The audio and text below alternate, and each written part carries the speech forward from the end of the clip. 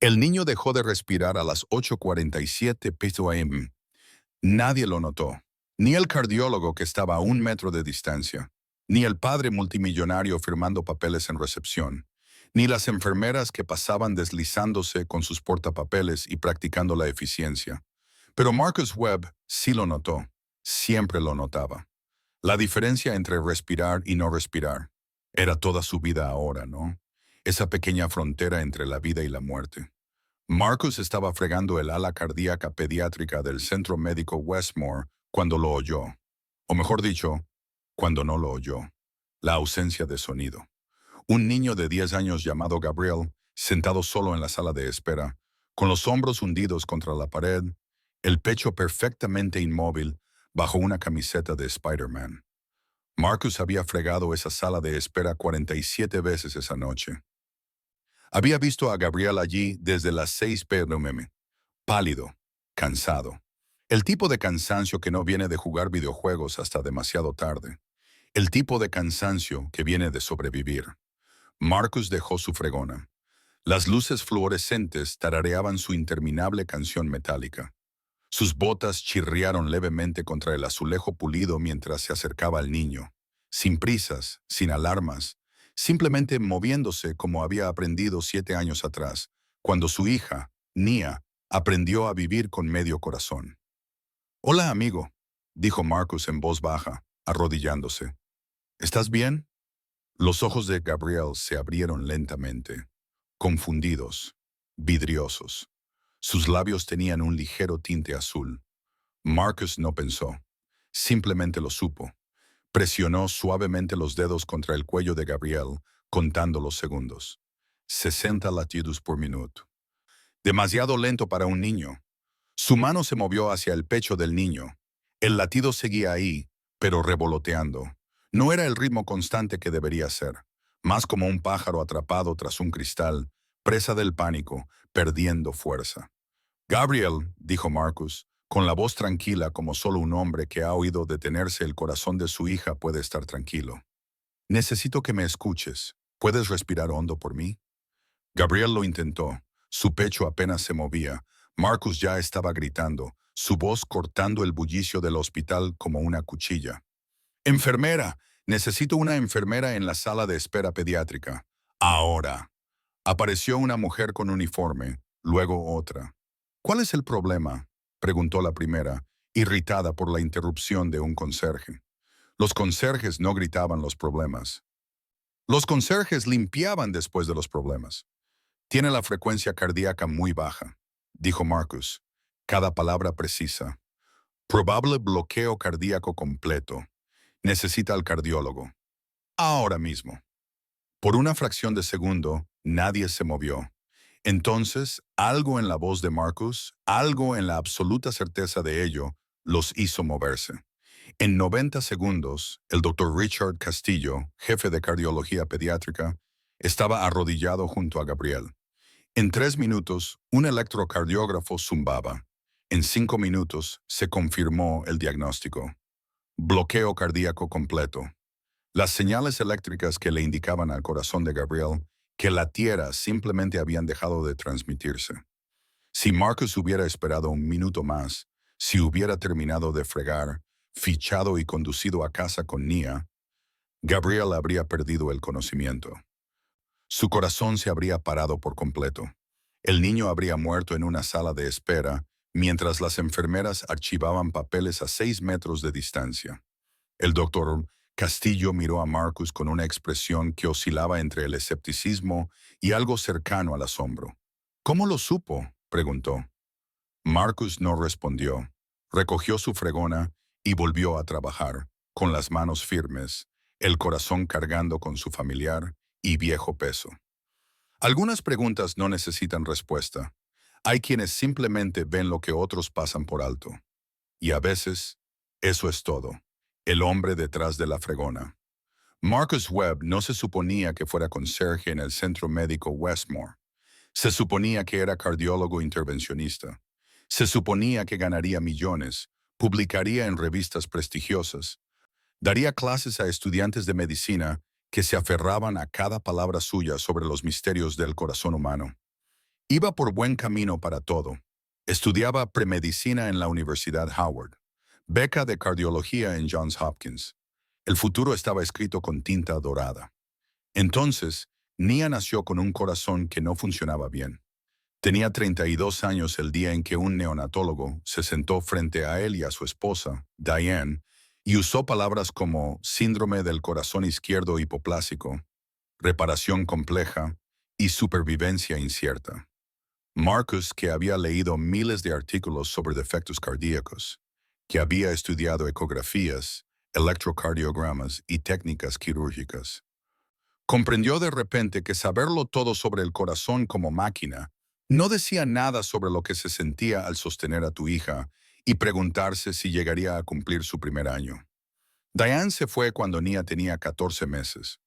No porque no quisiera a la bebé, sino porque el peso, los hospitales, los procedimientos, el terror constante, era demasiado para ambos. Necesitaba una vida que no girara en torno a los niveles de saturación de oxígeno y la fracción de eyección. Marcus no podía culparla. Tampoco podía abandonar a Nia, así que abandonó su beca. Encontró trabajo como técnico cardíaco en Westmore. Buen sueldo, horario flexible, prestaciones decentes. Lo suficiente para cubrir los medicamentos de Nia, sus cirugías y las visitas al especialista. Lo suficiente para estar presente cuando volviera del hospital. Lo suficiente para desvelarse por las noches viendo cómo su pecho subía y bajaba, contando las respiraciones, atento a cualquier salto que indicara que algo andaba mal. 7 años después, su hija tenía 12 años. Aún conservaba su mitad de corazón. Siempre conservaría su mitad de corazón. Pero estaba viva. Era inteligente, divertida y valiente, de una forma que le hizo entender a Marcus lo que significaba realmente la valentía. Y era conserje. El hospital donde trabajaba tenía exactamente 877 empleados. Marcus sabía cuántos porque los había contado una vez, leyendo el directorio del sótano. De esos 847, él era invisible para la mayoría. Era el hombre que vaciaba los cubos de basura, fregaba los suelos y se aseguraba de que los baños estuvieran impecables. Los médicos lo ignoraban. Los administradores no le hacían caso. Otros miembros del personal del hospital a veces pasaban por encima de sus carteles de suelo mojado en lugar de rodearlos. A Marcus no le importaba. La invisibilidad tenía sus ventajas. Significaba que podía notar cosas. Significaba que podía observar a pacientes demasiado pálidos o demasiado asustados. Significaba que podía escuchar conversaciones que no debía oír. Padres preocupados, enfermeras abrumadas, médicos que hacían diagnósticos casuales de los que luego se arrepentirían. Ser invisible significaba poder ver. Eran las 6:45 p.m. de un martes cuando Richard Ashford entró en el Centro Médico Westmore. El nombre no le decía nada a Marcus entonces. Solo más tarde, después de todo, se enteraría de que Ashford era el fundador de Ashford Capital Management, un hombre que controlaba carteras de inversión por valor de 847 mil millones de dólares, casi la misma cantidad de dólares que empleados había en este hospital.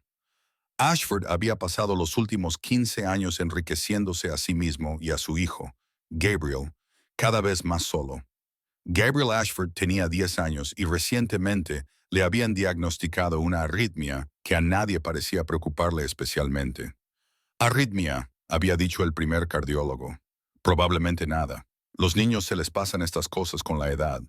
El padre de Gabriel, ocupado cerrando un trato en Singapur por videoconferencia, asintió distraídamente y programó una cita de seguimiento para dentro de 6 meses. El problema era que Gabriel no lo había superado. En cambio, algo se movía lentamente en su corazón, algo que requería atención, algo que la cita informal iba a pasar por alto. Richard Ashford consultó su teléfono 17 veces en la sala de espera. Atendió exactamente 3 llamadas de negocios. No miró ni una sola vez a su hijo. Gabriel estaba sentado con la cara pegada al frío cristal de la ventana, observando cómo las luces de la ciudad parpadeaban al anochecer. Parecía pequeño, parecía cansado, parecía acostumbrado a estar solo en habitaciones llenas de gente, Marcus reconoció esa mirada. La veía cada vez que miraba a Nia últimamente, esa expresión de un niño que aprende que la indiferencia del mundo es total y completa, y no un reflejo de ellos, sino la naturaleza básica de cómo funcionan las cosas. Una vez que veías esa mirada en los ojos de un niño, no podías dejar de verla. Y una vez que no podías dejar de verlo, tenías que hacer algo al respecto. A las 8:47 p.m., Gabriel dejó de respirar. No del todo. Su cuerpo continuó moviéndose, existiendo, procesando el aire que entraba y salía. Pero la electricidad que le decía a su corazón que latiera se saltó un ciclo, luego otro, luego otro. La mente consciente del niño no registró lo que estaba sucediendo. Su cuerpo simplemente comenzó a apagarse, un sistema fallando, las alarmas no sonando porque nadie le prestaba la atención. Marcus estaba trapeando cerca, siempre cerca. Eso es lo que hacía un conserje, siempre presente, siempre desapercibido, siempre en posición. Vio el momento exacto en que la conciencia de Gabriel parpadeó, los ojos perdiendo el foco, la cabeza ladeándose ligeramente, el cuerpo preparándose para la pérdida de conciencia que precede al paro cardíaco en los niños. Marcus se movió. No se movió como un conserje. Se movió como un hombre que había estudiado el cuerpo humano durante 8 años. Como un hombre que había sostenido a su hija durante 3 cirugías a corazón abierto. Como un hombre que sabía exactamente cuál era la distancia entre un latido y una tragedia. Sus dedos encontraron el cuello de Gabriel con precisión. Pulso carotídeo, 60 latidos por minuto. Bradicardía severa. Su otra mano se movió hacia el pecho del niño, sintiendo el aleteo bajo las costillas. Una arritmia que se había agravado. Algo que ponía en peligro su vida. Algo que requería intervención inmediata. «¡Enfermera!», gritó Marcus, y había algo en su voz que hizo que todos los que estaban cerca reaccionaran como si hubieran oído una alarma de incendios. Sala de espera pediátrica. Emergencia cardíaca. En 4 minutos, Dr. Caín Marcielos Castillo conectó un electrocardiógrafo al pecho de Gabriel. En 6 minutos se confirmó el diagnóstico. Bloqueo cardíaco completo. El sistema eléctrico del corazón del niño simplemente había dejado de funcionar. En un hospital lleno de cardiólogos, técnicos cardíacos y sofisticados equipos de monitorización, solo un conserje podía darse cuenta de que un niño se estaba muriendo. «¿Cómo lo supo?», preguntó el doctor Castillo, con genuina admiración en su voz. Su padre ni siquiera se dio cuenta. Las enfermeras no lo notaron. Lo habría mandado a casa si no hubieras. «Tienes que prestar atención», dijo Marcus simplemente. Volvía a sostener la fregona. El momento de la intervención ya había quedado atrás. La mayoría de la gente no lo hace. Richard Ashford apareció en la puerta de la UCI con el teléfono pegado a la oreja. Observó la escena, su hijo conectado a monitores, los médicos consultando en voz baja, una crisis cardíaca que se había evitado en segundos, y el teléfono se le cayó de la mano. «¿Qué ha pasado?», preguntó. «¿Qué le pasa?». «El corazón de su hijo dejó de conducir señales eléctricas», explicó el doctor Castillo. «Si no lo hubieran ingresado inmediatamente, habría sufrido un paro cardíaco total. Habría muerto. Tendremos que implantarle un marcapasos, pero se pondrá bien». El rostro de Richard Ashford palideció. Miró a su hijo. Lo miró de verdad, por lo que podría haber sido la primera vez en meses. Y algo en su interior se quebró. Miró a Marcus, ese hombre con uniforme de hospital, ese don nadie que acababa de salvarle la vida a su hijo. «Gracias», dijo, y las palabras le parecieron inadecuadas incluso al pronunciarlas.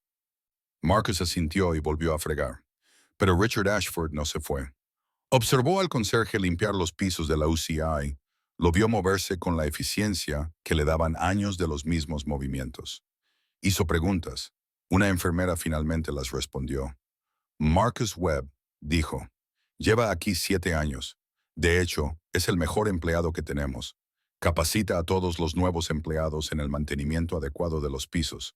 Trabaja el técnico cardíaco a veces cuando tenemos poco personal. Nadie sabe más sobre esta ala que él». «¿Por qué no es médico?», preguntó Richard Ashford. La enfermera se encogió de hombros. La vida, supongo. Tiene una hija. Complicaciones médicas. Decidió cuidarla en lugar de dedicarse a su carrera. Hay gente así. Elige el amor por encima de la ambición. Richard Ashford permaneció allí, bajo la luz fluorescente, observando a Marcus trabajar, y sintió que algo cambiaba en su comprensión de lo que importaba. Su imperio de dinero, poder y logros se había construido, asumiendo que estas cosas eran la medida definitiva de un hombre.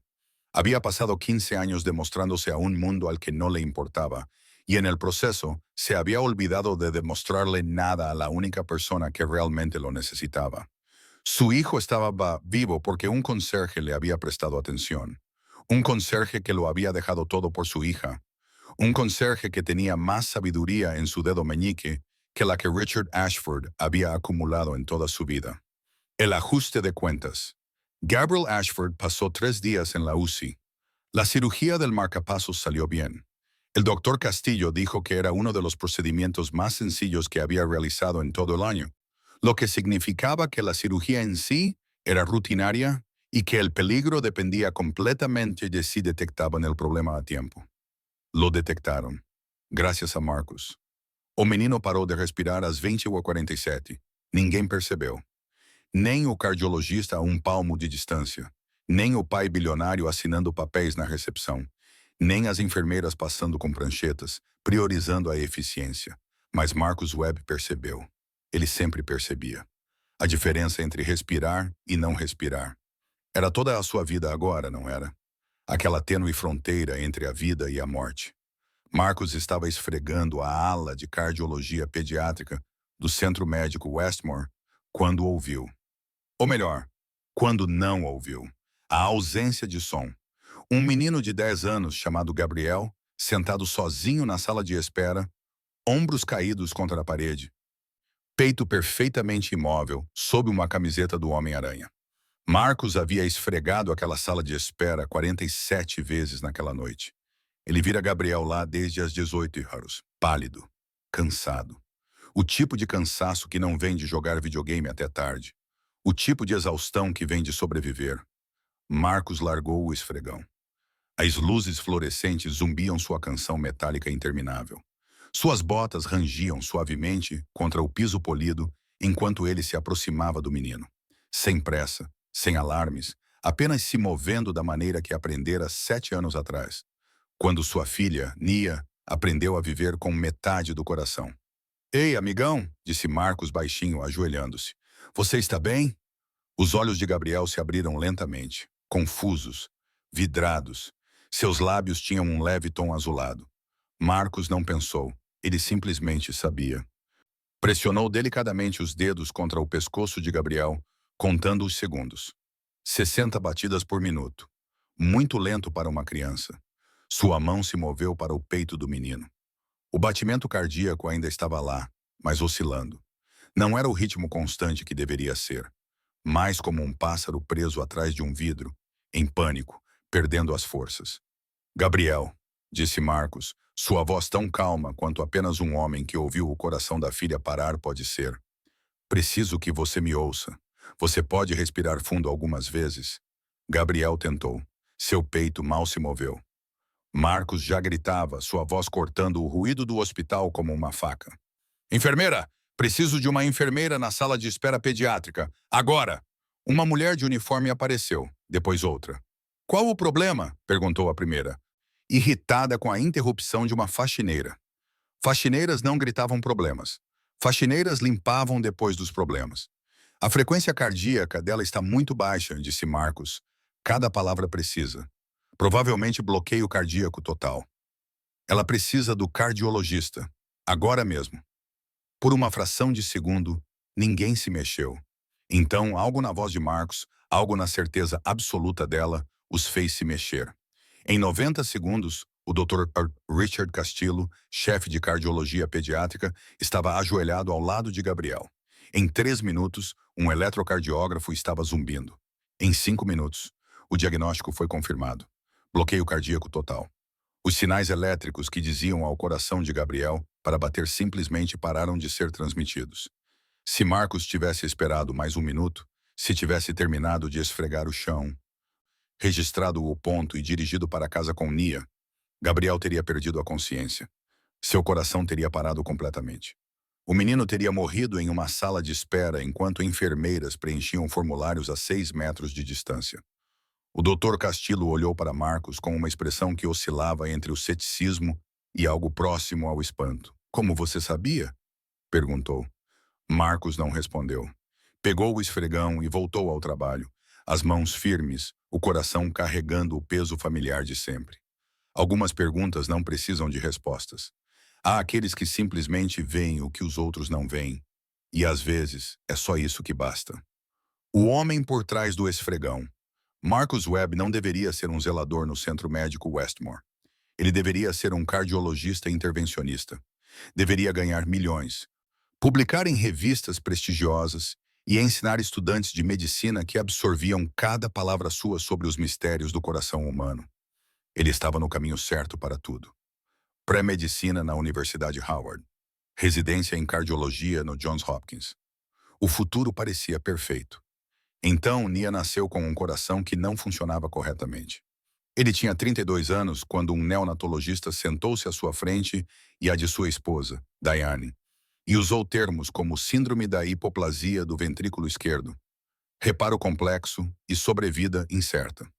Marcos, que havia lido milhares de artigos sobre cardiopatias congênitas, estudado ultrassonografias, eletrocardiogramas e técnicas cirúrgicas, de repente entendeu que saber tudo sobre o coração como uma máquina não dizia nada sobre a sensação de segurar sua filha nos braços e se perguntar se ela viveria para ver seu primeiro aniversário. Diane foi embora quando Nia tinha 14 meses. Não porque não amasse a bebê, mas o fardo, os hospitais, os procedimentos, o terror constante, era demais para os dois. Ela precisava de uma vida que não girasse em torno dos níveis de saturação de oxigênio e da fração de ejeção. Marcos não podia culpá-la, nem podia abandonar Nia. Então ele desistiu da residência. Encontrou um emprego como técnico cardíaco no Westmore. Bom salário, horário flexível, benefícios decentes, suficiente para cobrir os medicamentos de Nia, suas cirurgias e consultas com especialistas. Suficiente para estar presente quando ela voltasse para a casa do hospital. Suficiente para ficar acordado à noite observando seu peito subir e descer, contando suas respirações, atento a qualquer sobressalto que pudesse indicar que algo estava errado. 7 anos depois, sua filha tinha 12 anos. Ela ainda tinha metade do coração. Ela sempre teria metade do coração. Mas ela estava viva.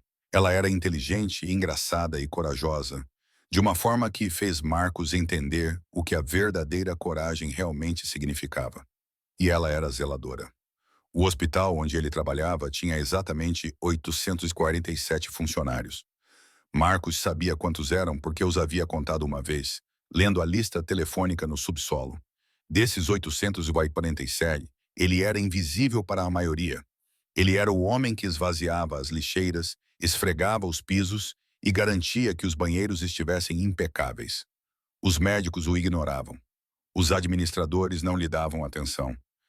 Outros funcionários do hospital, às vezes, passavam por cima de suas placas de piso molhado, em vez de contorná-las. Marcos não se importava. A invisibilidade tinha suas vantagens.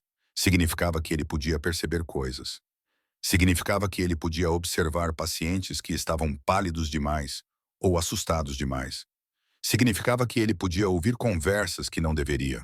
Pais preocupados, enfermeiras sobrecarregadas, médicos fazendo diagnósticos casuais dos quais se arrependeriam mais tarde.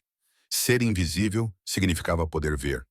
Eram 18h45 de uma terça-feira quando Richard Ashford entrou no Centro Médico Westmore. O nome não significava nada para Marcos naquele momento. Só mais tarde, afinal, ele descobriria que Ashford era o fundador da Ashford Capital Management, um homem que controlava carteiras de investimentos no valor de 847 bilhões, quase a mesma quantia em dólares que o número de funcionários daquele hospital. Ashford havia passado os últimos 15 anos enriquecendo a si mesmo e ao seu filho, Gabriel, cada vez mais sozinho. Gabriel Ashford tinha 10 anos e havia sido diagnosticado recentemente com uma arritmia que não parecia preocupar ninguém. Arritmia, disse o primeiro cardiologista. Provavelmente nada. Crianças superam essas coisas. O pai de Gabriel, ocupado fechando um negócio em Singapura por videoconferência, assentiu distraidamente e agendou uma consulta de retorno para daqui a 6 meses. O problema era que Gabriel não havia superado aquilo. Em vez disso, algo se mexia lentamente em seu coração. Algo que exigia atenção. Algo que a consulta informal iria ignorar. Richard Ashford checou o celular 17 vezes na sala de espera. Atendeu exatamente 3 ligações de negócios. Não olhou para o filho uma única vez.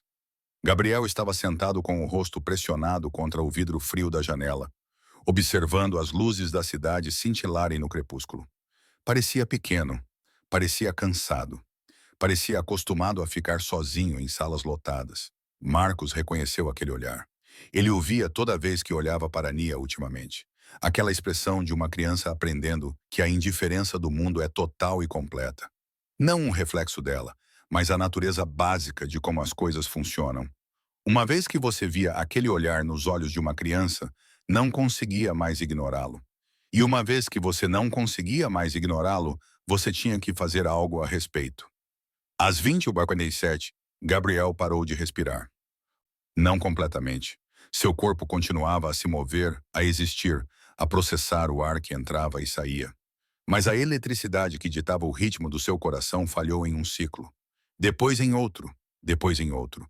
A mente consciente do menino não registrou o que estava acontecendo. Seu corpo simplesmente começou a desligar. Um sistema falhando, os alarmes não soando porque ninguém estava prestando atenção. Marcos estava limpando o chão por perto.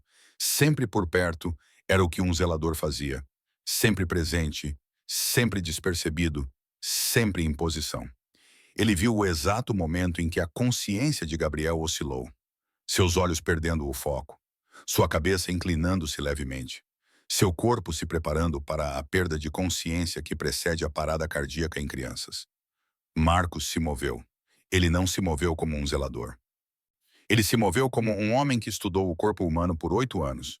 Como um homem que acompanhou sua filha em 3 cirurgias de coração aberto. Como um homem que sabia exatamente o quanto um batimento cardíaco poderia levar de uma tragédia a outra. Seus dedos encontraram o pescoço de Gabriel com precisão. Pulso carotídeo. 60 batimentos por minuto. Bradicardia grave. Sua outra mão deslizou para o peito do menino, sentindo a palpitação sob suas costelas.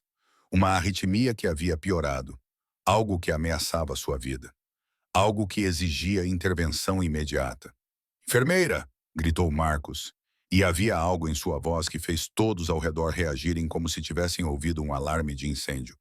Sala de espera pediátrica. Emergência cardíaca. Em 4 minutos, o Dr. Castillo já tinha um eletrocardiógrafo conectado ao peito de Gabriel. Em 6 minutos, o diagnóstico foi confirmado. Bloqueio cardíaco total. O sistema elétrico do coração do menino simplesmente parou de funcionar.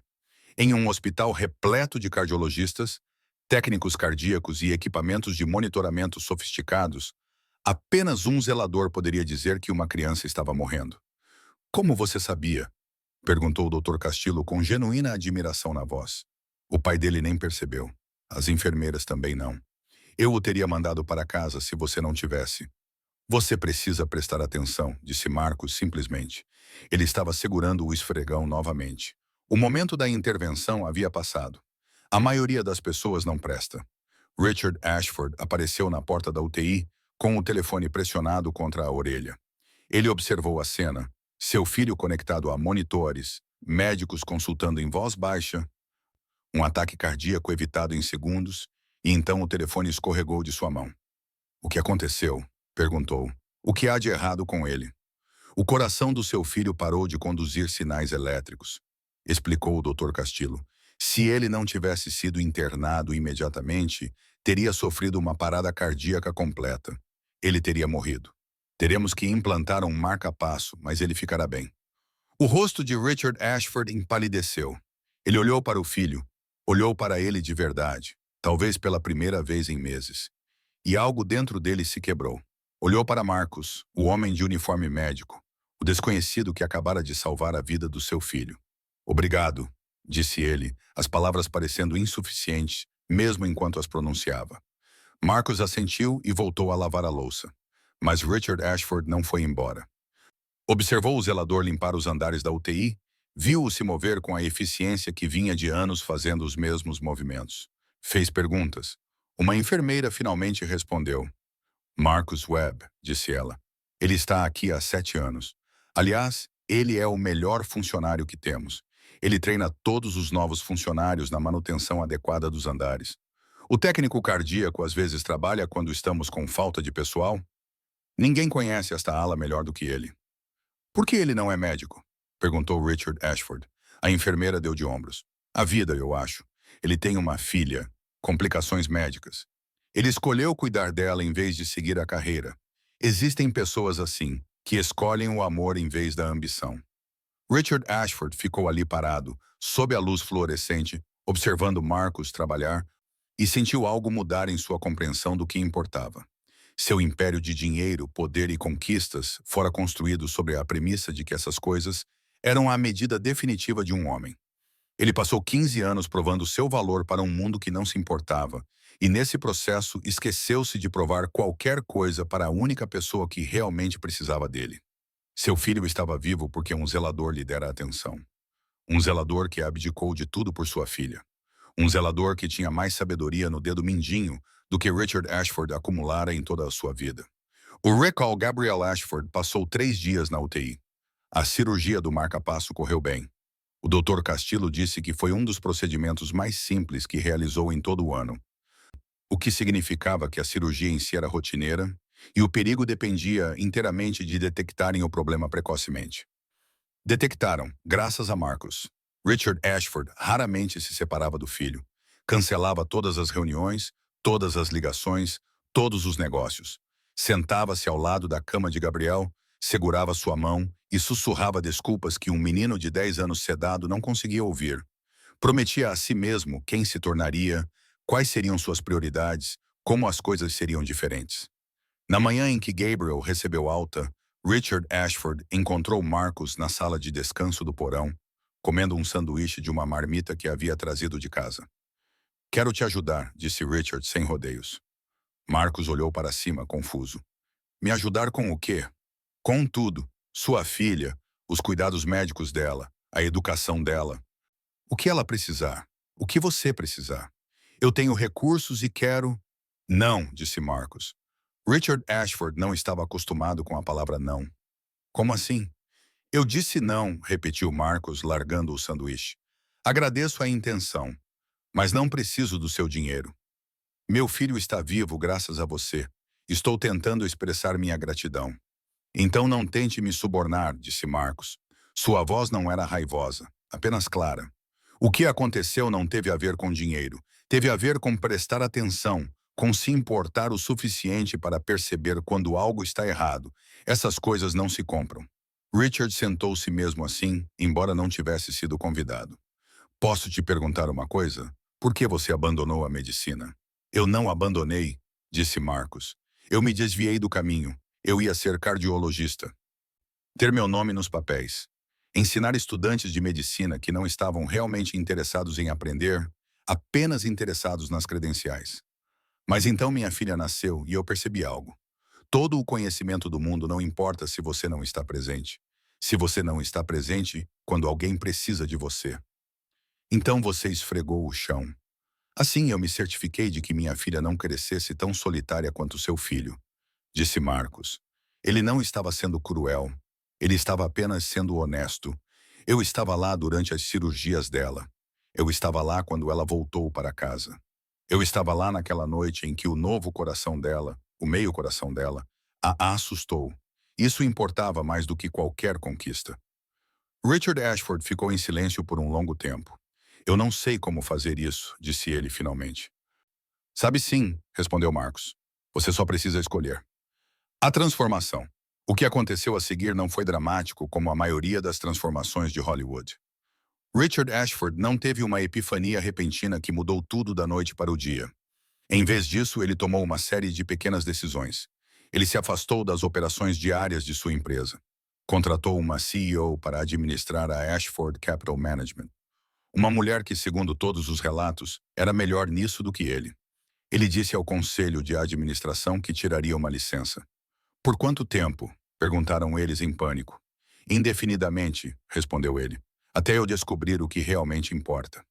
Ele começou a passar tempo com Gabriel. Tempo de verdade, não tempo agendado entre reuniões. Eles foram ao cinema. Eles jogaram xadrez. Conversaram sobre as coisas que importavam para um menino de 10 anos e as coisas que importavam para um pai que estava aprendendo a estar presente. Richard contou a Gabriel sobre Marcos, sobre como um zelador do hospital havia notado o que todos os outros não perceberam. Gabriel perguntou se podia conhecer Marcos. Então, Richard providenciou um encontro. Ele foi a Westmore uma noite e esperou Marcos começar seu turno. Depois levou Gabriel, ainda se recuperando, ainda se adaptando ao seu novo marca-passo, mas vivo, para a ala de cardiologia pediátrica. Marcos estava lavando as mãos perto do posto de enfermagem quando os viu se aproximando. Meu filho queria agradecer a vocês, disse Richard simplesmente. Diretamente, não por minha intermédio. Gabriel deu um passo à frente, ainda se movendo com certa cautela, tocando ocasionalmente o local onde o marca-passo havia sido implantado. Vocês salvaram minha vida, disse ele, e havia uma maturidade em sua voz que não deveria existir em um menino de 10 anos. O médico disse que se vocês não tivessem percebido, ele teria morrido. Vocês prestaram atenção quando ninguém mais prestou. Isso é muito importante. Marcos sentiu um aperto no peito. Era por isso que ele nunca se arrependera de ter abandonado a carreira. Aquele momento, aquele menino olhando em seus olhos com gratidão e compreensão. Aquilo valia mais do que qualquer diploma. Você teria ficado bem de qualquer jeito, disse Marcos gentilmente. Alguém teria notado eventualmente. Não, eles não teriam notado, disse Gabriel, com a certeza que só uma criança pode ter. Meu pai não estava olhando. As enfermeiras não estavam olhando. Os cardiologistas não estavam olhando. Mas você estava. Você se importa com as pessoas mesmo que ninguém te pague por isso. Richard Ashford observou a cena e sentiu lágrimas brotarem em seus olhos. Ele estava tão focado em acumular dinheiro e poder que havia se esquecido do que significava acumular significado. Aquele homem, aquele zelador, tinha significado de sobra. Eu gostaria de te contratar, disse Richard. Não como zelador. Como diretor médico da Fundação Ashford, nós financiamos pesquisas e tratamentos cardíacos para crianças carentes. O salário seria substancial. Você teria total autoridade para dirigir a pesquisa. Você poderia fazer muito mais bem do que jamais poderia como cardiologista tradicional. Marcos o encarou por um longo tempo. Então, balançou a cabeça. Obrigado, disse Marcos. Mas meu trabalho aqui é bom. Ainda posso praticar medicina de outras maneiras. E preciso estar em casa às 7 para preparar o jantar para minha filha. Há algumas coisas que são inegociáveis. E se eu tornasse isso flexível, insistiu Richard, trabalhar de casa alguns dias, fazer meu próprio horário, você poderia fazer coisas incríveis. Eu já estou fazendo coisas incríveis, disse Marcos. Estou criando minha filha. Estou dando atenção às pessoas neste hospital que precisam de cuidados. Estou vivendo a vida que escolhi. Isso é mais do que suficiente. Mas Richard Ashford não desistiu completamente. Em vez disso, fez algo diferente. Ele criou o Fundo de Alerta Cardíaco Marcus Webb no Centro Médico Westmore. Era um programa que treinava todos os funcionários do hospital, de médicos a zeladores e assistentes administrativos, para reconhecer os sinais precoces de problemas cardíacos em pacientes pediátricos. Isso significava que pessoas como Marcos podiam se manifestar sem medo de serem ignoradas. Isso significava que a própria observação se tornava valiosa, independentemente do título ou das credenciais do observador. O programa foi notavelmente eficaz. Em um ano, detectou mais 3 doenças cardíacas com risco de vida que teriam passado despercebidas pelo sistema anterior.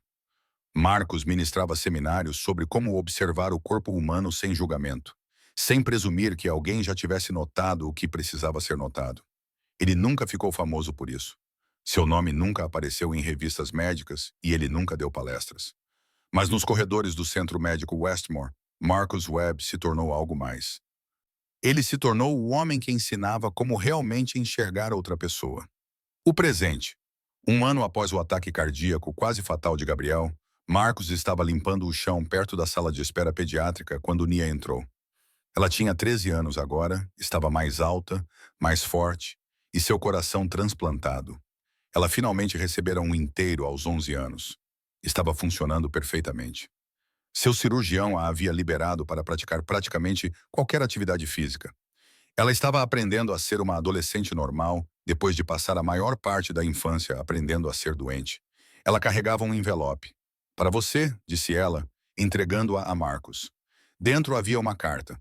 A caligrafia de Richard Ashford, formal e precisa. Caro Marcos, tenho pensado no que você disse quando lhe ofereci o cargo. Você me disse que já estava fazendo coisas incríveis criando sua filha e ajudando os necessitados. Acho que você estava certo, mas também acho que você foi modesto demais. Você abdicou de uma carreira prestigiosa para estar presente para sua filha. Passou 7 anos trabalhando em um emprego abaixo de suas qualificações para poder sustentá-la e estar lá quando ela precisasse de você. Você demonstrou mais sabedoria e coragem em um único momento de intervenção do que a maioria das pessoas em toda a vida. Não posso retribuir por você ter salvado a vida da minha filha. Mas posso fazer mais. Criei um fundo fiduciário em seu nome, que você pode usar a seu critério. É substancial o suficiente para que você possa se aposentar amanhã, se quiser, ou financiar a educação de Nia em qualquer universidade do mundo, ou realizar qualquer sonho que tenha adiado. Mas suspeito que você não o usará para nenhuma dessas coisas. Imagino que você usará isso para ajudar outras famílias como a sua. Famílias onde o amor e a responsabilidade superam a ambição e as conquistas. Gabriel pergunta por você todos os dias. Ele quer saber se você tem orgulho dele. Eu digo a ele que você teria orgulho de qualquer pessoa que se esforce para dar o seu melhor. Preste atenção aos outros e escolha a bondade em vez da indiferença. Obrigado por me ensinar o que realmente importa. Respeitosamente, Richard Ashford. Marcos leu a carta 2 vezes. Então, ele a largou e olhou para a filha. O que você acha? Perguntou Nia. Acho que seu pai fez uma escolha, disse Marcos. Agora ele tem que morar com ela. Pessoas como ele passam a vida correndo atrás de coisas que não as satisfazem de verdade. Às vezes, elas percebem isso antes que seja tarde demais. Às vezes, não. Ele percebeu isso por sua causa, disse Nia. Ele percebeu isso por causa do Gabriel, corrigiu Marcos, porque algo importante quase lhe foi tirado. É assim que a maioria de nós aprende. Não porque nos ensinam, mas porque quase perdemos algo insubstituível. Marcos dobrou a carta cuidadosamente e a colocou no envelope. Ele não verificou o saldo do fundo fiduciário. Não pensou no que poderia comprar ou em quais sonhos poderia realizar. Em vez disso, pensou no pequeno apartamento onde ele e Nia moravam, no jantar que prepararia naquela noite, no trabalho que ainda precisava fazer naquela noite, esfregar o chão e cuidar de pessoas que outros ignoravam. Pensou em Gabriel Ashford, que cresceria sabendo que alguém que escolheu se importar com ele havia salvado sua vida. Talvez esse conhecimento o mudasse. Talvez o ensinasse algo sobre o que realmente importava. Talvez, quando ela fosse grande o suficiente para entender, percebesse que a herança mais valiosa não é dinheiro ou poder, mas a lembrança de ser notada, valorizada, cuidada por alguém que não lhe devia nada, mas ainda assim dava tudo. Vamos, disse Marcos a Nia, pegando sua mão. Vamos para casa. Quero preparar seu jantar favorito. E depois, talvez possamos sentar no telhado e contar as estrelas como fazíamos antes. Você sempre dizia que havia mais estrelas do que se podia contar, disse Nia sorrindo. Há mesmo, concordou Marcos, mas isso nunca nos impediu de tentar. Eles saíram do hospital juntos, o zelador e sua filha, caminhando pelos corredores que Marcos conhecia melhor do que ninguém. Os azulejos estavam limpos, os pisos polidos, a luz dos painéis fluorescentes no teto iluminava tudo. Era bonito à sua maneira. Este lugar de cura, esperança e fragilidade humana. Marcos aprendera há muito tempo que a beleza existia em todos os lugares, uma vez que nos acostumássemos a vê-la. Nos corredores do hospital, na determinação de uma criança aprendendo a viver com metade do coração. Num momento em que completos estranhos se conectavam pelo simples ato de uma pessoa prestar atenção quando todos os outros desviavam o olhar. Ao passarem pelo saguão principal, o Dr. Castillo os viu e os cumprimentou. Gabriel também estava lá, fazendo seu exame cardiológico de rotina. Seu marca-passo funcionava perfeitamente. Seu coração, reparado, com cicatrizes, mas ainda batendo, ficava mais forte a cada dia. O menino viu Marcos e sorriu. Um sorriso genuíno, o tipo de sorriso que vem de saber que você está vivo porque alguém se importou o suficiente para olhar. Marcos o cumprimentou de volta. E naquele gesto simples estava contido tudo o que ele sempre almejou. Uma vida que importava, não pelo que você conquistou, mas por quem você amou e o quanto você estava disposto a sacrificar por essa pessoa. Essa era a verdadeira cura. Essa era a cura que nenhuma cirurgia poderia replicar. É por isso que, no fim, Marcus Webb nunca se arrependeu de escolher sua filha em vez de seus próprios sonhos. Porque ela era o seu sonho. Sempre fora. E ao salvar Gabriel Ashford, ao prestar atenção quando ninguém mais prestava, ele provou que a coisa mais poderosa que uma pessoa pode fazer é enxergar outro ser humano com clareza e compaixão. Todo o resto, títulos, dinheiro, prestígio, era apenas ruído obscurecendo a única verdade que importava. Estamos aqui para cuidar uns dos outros. E às vezes, esse cuidado salva uma vida.